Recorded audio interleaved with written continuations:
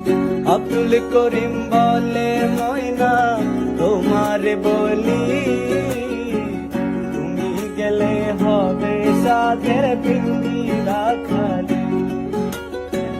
কে শোনাবে মধুর বুলি বলো আমারে, কে শোনাবে মধুর বুলি বলো আমারে। তোমারে পুষিলাম তো আমার মাটির পিঞ্জিরাই সোনা ময়না রে। তোমারে পুষিলাম কত আদরে।